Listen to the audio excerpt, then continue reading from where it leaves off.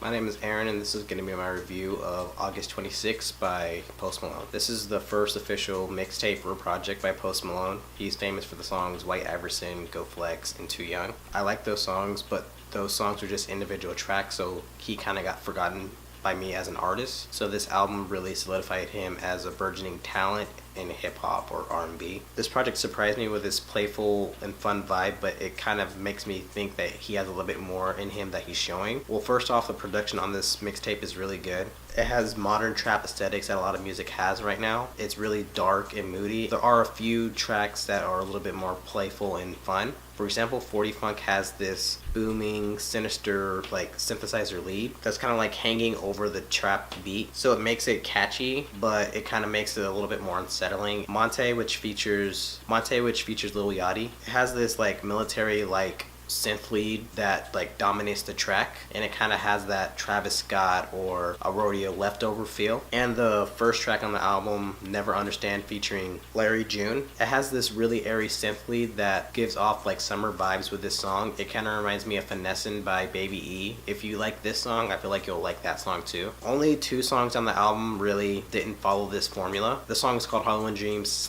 / Calm Down. It has this like Fleetwood Mac sample on the first half of the track, and then Oh God has this like country rock anthem vibe. Most of this album has a really good party vibe. Post Malone has a really unique way of delivering his songs. When this guy sings, it kind of sounds like an unintelligible goat bleeding, but it still sounds really good despite that description. For example, 40 Funk has a really good example of what I'm talking about. But what I'm really most impressed with him as an artist is like his use of melody. The song Money Made Me Do It featuring 2 Chainz, it has this really playful, catchy like hook and like verse on the track, and it really fits the vaguely tropical vibe of the track too. All the songs on the album have something that can gravitate somebody towards, like there's some catchy hook or there's some catchy thing that he says on the song. It really makes me think that he should maybe be writing for pop artists because he has a really good ear for melody. And then a small thing that I liked with the album too is that the features were good and they were well placed, especially Yo Yachty, who I'm not a huge fan of, but I felt like his verse on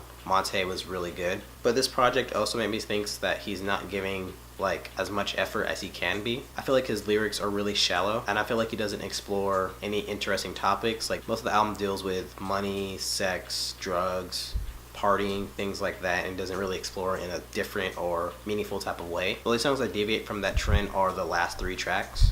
And even like to kind of like show that he doesn't really care about what he's doing and like he has a lot more potential. Like the song Monte, he misspells Monte Ellis's name like on the song, and it feels like that could easily be something that he could Google, but I just feel like he doesn't care enough to do it, and that's kind of a shame because I feel like this guy is really talented. Also, I feel like the songs Git Wit U and Oh God are kind of superfluous, even though I like that Oh God is trying to do something. I just feel like it just doesn't like translate as well as it could have. But overall, I like this album. I thought that the production was great, and it had a really dark, moody aesthetic for most of the songs, and then it had a couple of playful songs too. His vocal delivery and his melodic use is really good, and that kind of separates him from other artists. And I felt that the features were really good and well placed too. I feel like in the future he needs to like try a little bit more. I feel like on this project he was giving 70% of the talent that he has, and it's kind of a shame because I feel like he's shown on this album that he has a lot of talent, but he's not really showing it. And he also could have cut a couple of songs out of this project too. Overall, I would give this a 7.5 out of 10. I thought it was a pretty decent album. It really made me expect more from him in the future, and I hope that he kind of delivers on what I think that he can provide. Thanks for watching, and I hope you all enjoyed the review. Thanks guys. Bye.